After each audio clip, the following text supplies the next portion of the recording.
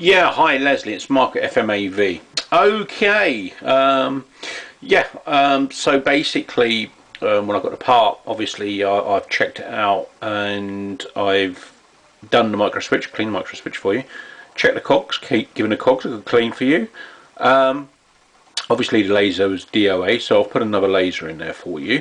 And it was going a bit slow, so I've looked at everything in there. So, it's not worn enough for the main motor to be going, because that's what usually happens with a main motor.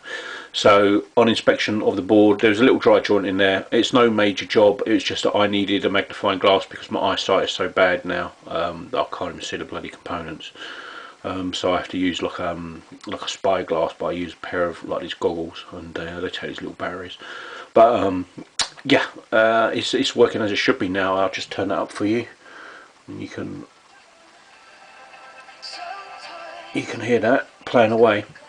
So that's your actual part there. You got new software on that board as well. I think it's a 6.8 on that board, which is new. So I don't know why. When you put it back in, can you just be careful with what you do with that board, because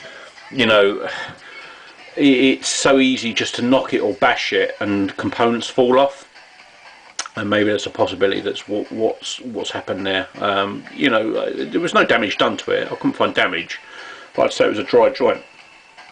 That I've gone over some components there that looked a bit funny. So I've cleaned them off. I used thinners to clean them off, for thinners. And it's all come up as it should do. So I've had it on test for 4 hours plus.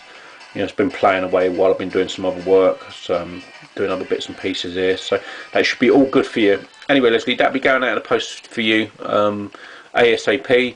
So please look out for that. And thank you very much for your business. I do appreciate it. Anything else you need, just give me a shout.